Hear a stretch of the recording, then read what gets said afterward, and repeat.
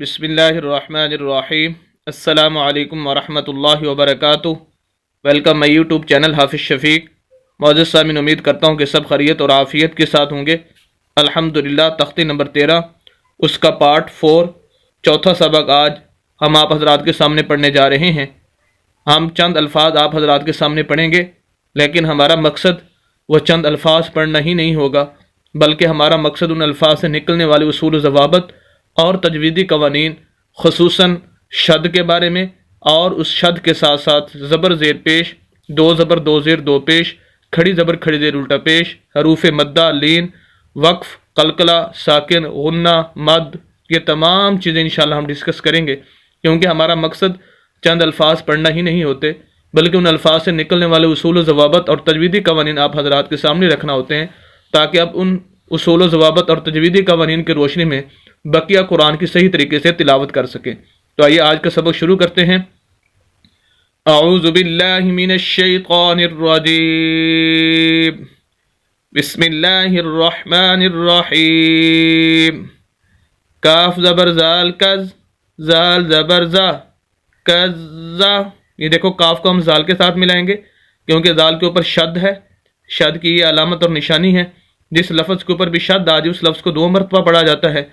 एक मरतबा पिछले लफ्ज़ के साथ मिलाकर, और एक मरतबा खुद उसके ऊपर कोई ऊपर या नीचे कोई हरकत होती है उसके साथ पढ़ा जाता है।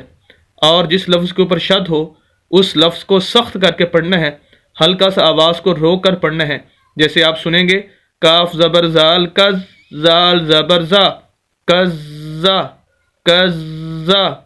बा ज़बर ताबत, बा को ता के साथ मिलाएंगे क्योंकि ता साकिन है। साकिन हरूफ सुकून से निकला है, यानी कि इसके अंदर हरकत नहीं होती और ये मुतहर्रिक नहीं होता जब तक कि इसको हेल्प की ज़रूरत होती है पिछले लफ्ज़ की। तो इस वजह से पिछले लफ्ज़ हम इसके साथ ता के साथ मिलाएंगे तो तब इसके अंदर हरकत आएगी। तो ये लफ्ज़ हमारा बन जाएगा कज़्ज़बत। ख़ुसूसन हमने जो शद है उसके मशक कर रहे हैं, उस वजह से उसकी तरफ आपने ज़्यादा गौर व फिक्र करना है।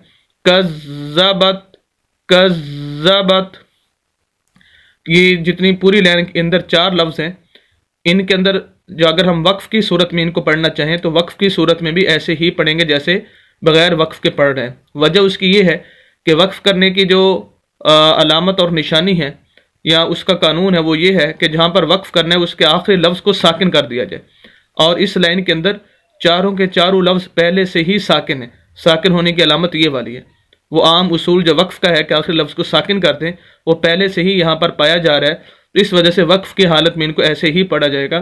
कज़्ज़बत, ज़ा पेश वाओ ज़ुव, वाओ ज़ेरवी, ज़ुव्वी शद है, सख्त करके पढ़ना है। ज़ुव्वी, जीम ज़बर ताजत, ज़ुव्विजत। वक्फ़ में भी ज़ुव्विजत, आवाज़ को रोककर और सख्त करके। सीन पे जीम सुज, जीम ज़ेर जी, सुज्जी। रा ज़बर तारत, सुज्जिरत, सुज्जिरत। फा पे जीम फुज, जीम ज़ेर जी, फुज्जी। रा ज़बर तारत, फुज्जिरत। सख्त करके आवाज़ को रोककर और लफ्ज़ को सख्त करके पढ़ना है तो हमारा लफ्ज़ होगा फुज्जिरत। अब हम इन तमाम अल्फाज को दोबारा एक दफ़ा पढ़ देते हैं, और ख़ुसूसन हम जो मशक कर रहे हैं वो शद की, उसकी तरफ आप ज़रा गौर फरमाएंगे। कज़्ज़बत, सख्त करना है लफ्ज़ को, कज़्ज़बत।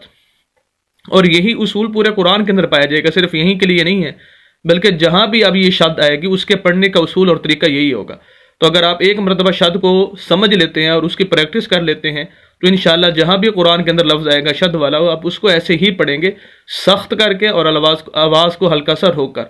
कज़्ज़बत, ज़ुव्विजत, सुज्जिरत, फुज्जिरत। उम्मीद करता हूँ कि ये शद की मशक और बाकी जितने भी उसूल व ज़वाबित आपको बताए गए हैं आप बखूबी उनको समझ चुके होंगे।